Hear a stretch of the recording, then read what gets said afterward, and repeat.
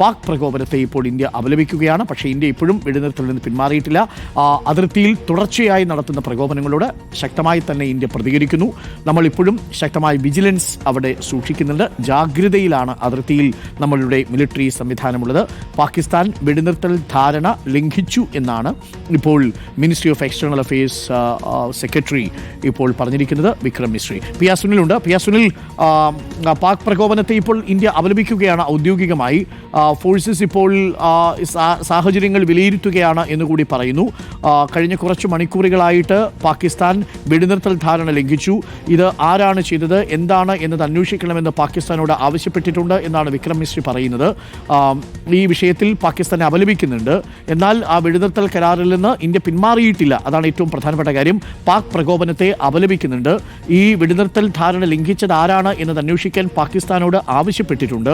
വെടിനിർത്തൽ കരാർ ലംഘിച്ചുകൊണ്ട് പാകിസ്ഥാൻ നടത്തുന്ന പ്രകോപനങ്ങൾ അത് വളരെ ജാഗ്രതയോടുകൂടി, വളരെ സീരിയസ് ആയി തന്നെ, ഗൗരവമായി തന്നെ അതിർത്തിയിലെ നമ്മളുടെ പ്രതിരോധ സേന വീക്ഷിക്കുന്നുണ്ട് എന്നാണ് ഇപ്പോൾ നമുക്ക് ലഭിച്ചിരിക്കുന്ന വിവരം. ആക്രമണത്തെ ചെറുക്കാൻ സൈന്യത്തിന് നിർദ്ദേശവും നൽകിയിട്ടുണ്ട് എന്ന് മനസ്സിലാക്കുന്നു. എന്താണ് കൂടുതൽ വിവരങ്ങൾ? പി ആർ സുനിൽ, വിക്രം മിശ്രി ഇപ്പോൾ റിപ്പോർട്ട് ചെയ്തിരിക്കുന്നത്. നേരത്തെ എനിക്ക് തോന്നുന്നു പ്രസ് ഇൻഫർമേഷൻ ബ്യൂറോയുടെ അഡ്വൈസറി വന്നത് ഈ വിക്രം മിശ്രിയുടെ സ്റ്റേറ്റ്മെൻറ്റിന് ശേഷമേ ആ സ്റ്റേറ്റ്മെൻറ്റ് നമ്മൾ കൊടുക്കാൻ പാടുള്ളൂ എന്നാണ്. അതുകൊണ്ടായിരിക്കാം ഒരുപക്ഷെ അങ്ങനെയൊരു ഇൻഫർമേഷൻ വന്നത്. പക്ഷേ ഇപ്പോൾ ഔദ്യോഗികമായി തന്നെ അത് സ്ഥിരീകരിക്കുന്നു. പാകിസ്ഥാൻ വെടിനിർത്തൽ ധാരണ ലംഘിച്ചു എന്ന് ഇന്ത്യയുടെ ഔദ്യോഗികമായിട്ടുള്ള സ്ഥിരീകരണമാണ് വന്നിരിക്കുന്നത്. അല്ലേ പി ആർ സുനിൽ?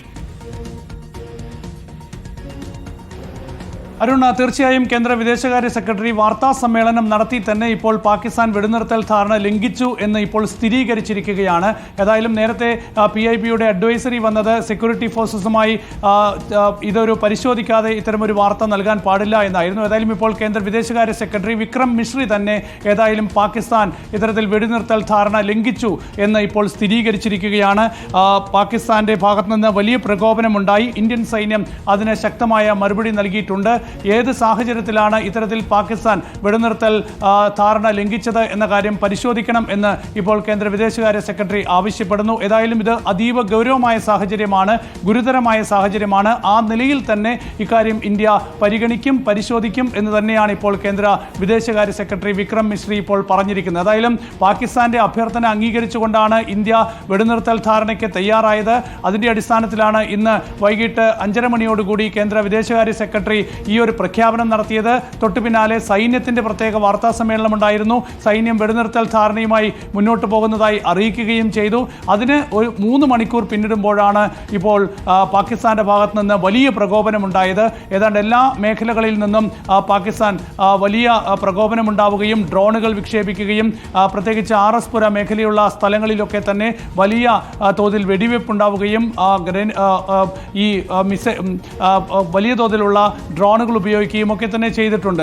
അപ്പോൾ മോർട്ടാർ ഷെല്ലുകൾ ഉപയോഗിക്കുകയും ഒക്കെ തന്നെ ചെയ്തിട്ടുണ്ട്. അപ്പോൾ ഈ വിഷയത്തിലാണ് ഇപ്പോൾ അടിയന്തര വാർത്താ സമ്മേളനം, മാധ്യമങ്ങൾക്ക് ഒരു അടിയന്തര സന്ദേശം ഇപ്പോൾ കേന്ദ്ര വിദേശകാര്യ സെക്രട്ടറി വിക്രം മിശ്രി നൽകുന്നത്.